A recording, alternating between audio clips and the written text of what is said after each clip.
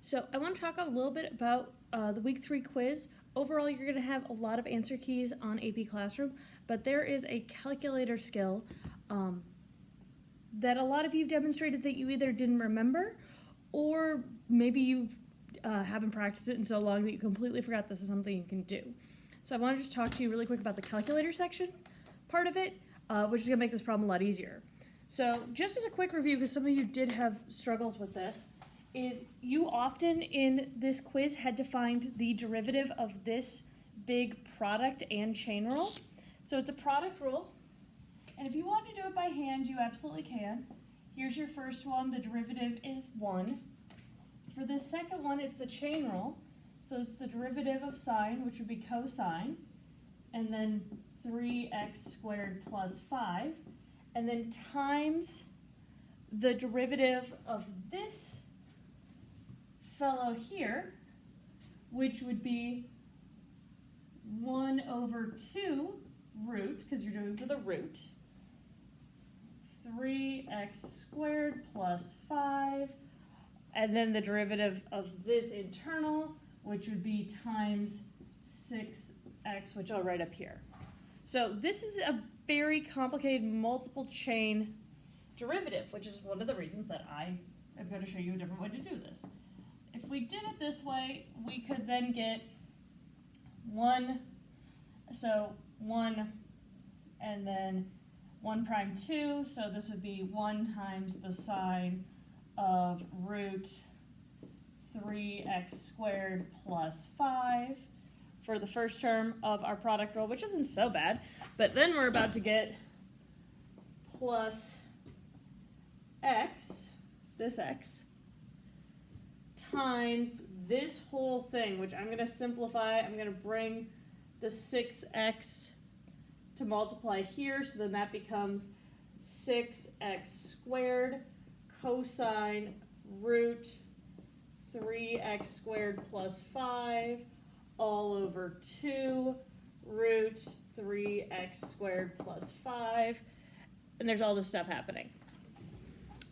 And then you're plugging that in, and I saw a lot of you struggling with this, which is understandable. It is a very complicated derivative, which is why it's so great that this is a calculator problem.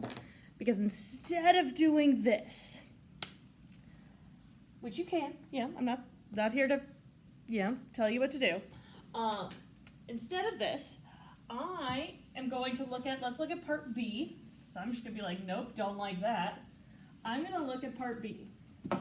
So if I'm looking at B, B says find if r of x is equal to f of x minus g of x, then find r prime of 2.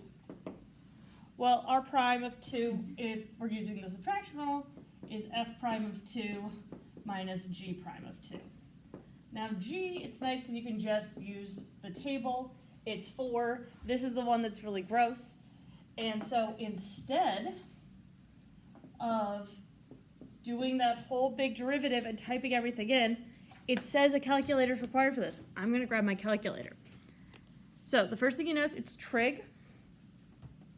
So I'm going to make sure that I am in radians.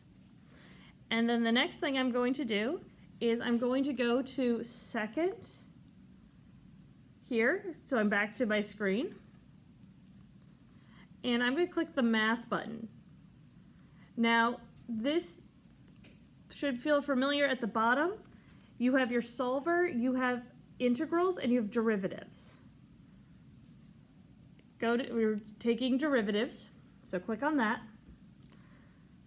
Click enter. You now have this. It'll look a little bit different depending on your calculator. This is how it looks on like the basic old one. This is mine from 8th grade. It's pretty old. Yours will maybe look a little different. Then you just type in the function that you want to take the derivative of. So in this case, I would type in x times sine of the square root of 3x squared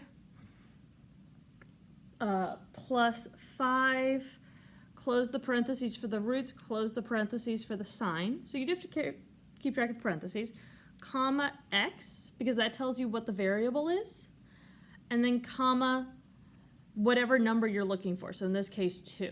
So what you'll do is you'll do nderiv, the function, and you'll just type it all in. Make sure you're doing your parentheses right. The variable, and then the number you want. Close the parentheses and just click enter. And it will tell you what it is. And so instead of doing all that crazy arithmetic and algebra, you're going to type that into your calculator and say, oh, well, that's negative 2.449, and the correct answer is negative 6.449. If it says you can have a calculator, you absolutely use it. Let me know if you have any other questions about any of the corrections on here or any other questions about how to find derivatives on your calculator. Talk to y'all later. Bye.